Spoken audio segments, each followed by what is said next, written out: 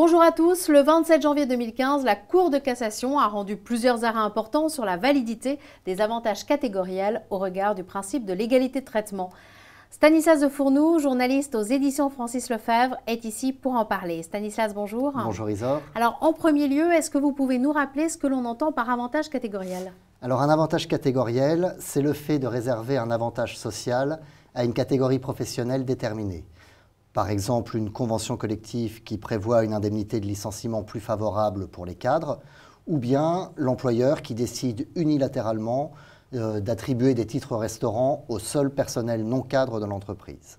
La Cour de cassation vient de se prononcer sur la validité de ces avantages au regard du principe de l'égalité de traitement. Qu'est-ce qu'elle a décidé? Alors, elle a décidé que les avantages catégoriels issus d'une convention ou d'un accord collectif étaient présumés justifiés. Autrement dit, elle valide le fait qu'une convention collective puisse réserver des avantages à une catégorie professionnelle de salariés sans enfreindre le principe d'égalité de traitement. Et ce n'était pas le cas auparavant? Alors non. Avant, les avantages catégoriels étaient certes possibles, mais ils devaient être justifiés par une raison objective et pertinente. Par exemple, la difficulté pour un employeur de recruter des cadres a été considérée comme une cause objective qui justifiait le fait qu'ils aient un préavis plus long. Et cette obligation de justification n'existe plus? Alors pas tout à fait, parce que la nouvelle jurisprudence en fait ne s'applique qu'aux avantages catégoriels issus d'une convention ou d'un accord collectif signé avec un syndicat représentatif. Donc les avantages catégoriels décidés unilatéralement par l'employeur et même les avantages catégoriels issus d'un accord collectif signé avec le comité d'entreprise par exemple, eux doivent toujours être justifiés par une raison objective et pertinente. Ils ne sont pas concernés par la nouvelle jurisprudence. En revanche, tous les avantages catégoriels conventionnels sont, eux, désormais présumés respecter ce principe de l'égalité de traitement?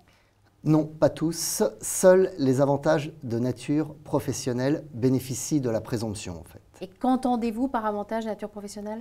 Alors, il s'agit d'avantages en lien direct avec l'exécution du contrat, comme par exemple le calcul de l'indemnité de licenciement, la durée du préavis, voire même les frais de déplacement. Et à l'inverse? Alors, la Cour de cassation ne l'a pas précisé, mais on peut penser qu'il s'agit des avantages qui n'ont pas de lien avec l'exécution du contrat, une prime de mariage, des jours de congé enfant malade. Quelles sont les principales conséquences de cette décision? Alors, cette décision renforce la sécurité juridique des conventions et accords collectifs qui étaient de plus souvent contestés sur le principe de l'égalité de traitement. Mais surtout, elle a pour conséquence, toujours dans le cadre d'un contentieux, d'inverser la charge de la preuve. C'est-à-dire?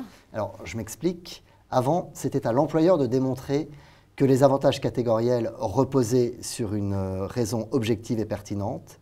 Désormais, c'est à celui qui les conteste ou qui les revendique, le salarié ou un syndicat, de démontrer que les différences de traitement opérées entre les catégories professionnelles sont étrangères à toute considération de nature professionnelle. Stanislas, merci. Merci Isor. Quant à vous, je vous remercie de votre attention et à très bientôt.